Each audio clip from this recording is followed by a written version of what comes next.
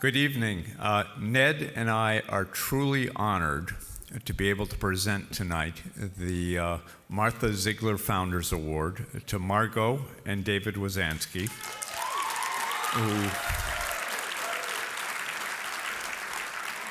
who rose from basically a group of social workers, but nevertheless they've got themselves highly organized. And over the past, I believe, 34, 35 years, have basically established 14 houses. Ned is in one of the most recent ones. And each one of them has between 4 and a dozen residents, a total of 120. And it's a unique ownership model. And they've basically established that and have 70 employees now and continue to grow. And Ned, could you give perspective on what it's like to live in one? Yes, I will.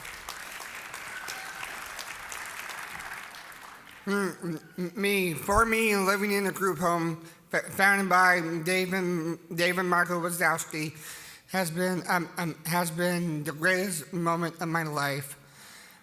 About who I am and how I can achieve myself in the world, in the real world, along with some residents who are here with me tonight at table 26 in the back.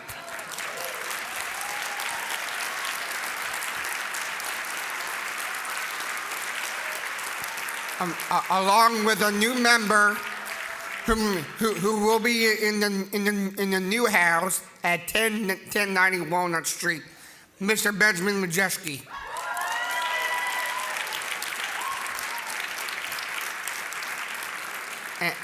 And for me, we have the greatest staff of all time. We have our house manager, Christine Burke,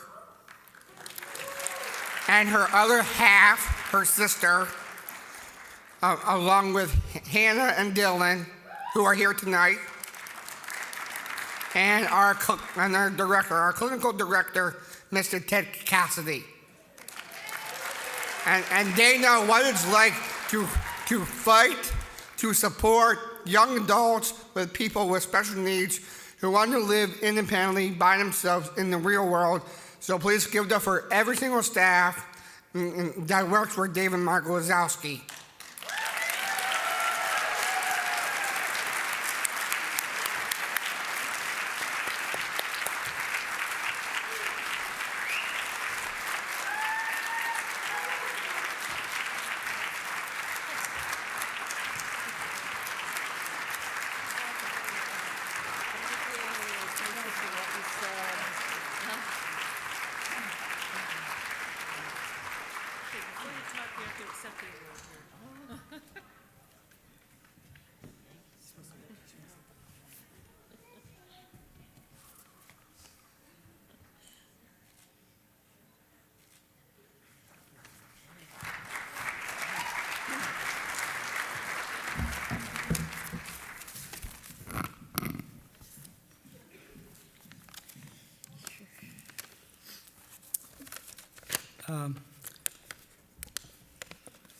I just would certainly like to thank the Federation, its board, and its staff for inviting us today for this wonderful event.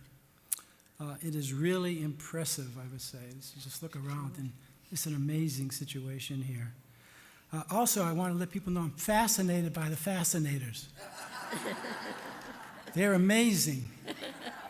So, Marg and I are very gratified and humbled to be receiving this honor. We did not and could not have accomplished this alone. In 1982, I had the idea that families could own and finance community living with supports. The security that comes with the equity should be available to everyone. By joining together, families could make the project more affordable, and they could continue to use need-based entitlements. I was advisor then to a group of young adults who were uncertain about their futures. When I asked them if they would like to own their own home, they were extremely enthusiastic. The late Gunnar Dibwad, eminent professor at Brandeis University, well known internationally for his work with people with disabilities, bet me $50. He said, and I couldn't make it happen. But a group of pioneers, some of whom are here tonight, developer, attorney, architect, staff, parents, residents, and their siblings, began operating the first household in 1983, where 11 of the original 12 residents still live, 35 years later. A second house followed soon after, in 1985 a third, and a third in 1987, and so on. The model these pioneers created continues to be replicated today. And I'd like to ask those pioneers to stand up if they would. True pioneers in every sense of the word.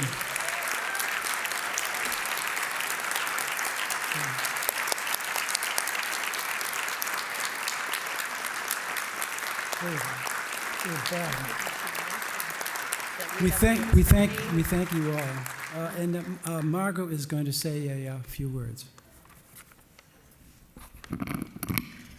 We should mention that we have here a number of the residents of the very first house, which was established in 1983, who are here with their fascinators and other hats on, and a couple of the residents of the second house who've been living there for 33 years. Some of their parents, the attorney who established the first documents that made this whole operation legal, and the same documents are still being used 35 years later. We could not have done it without them.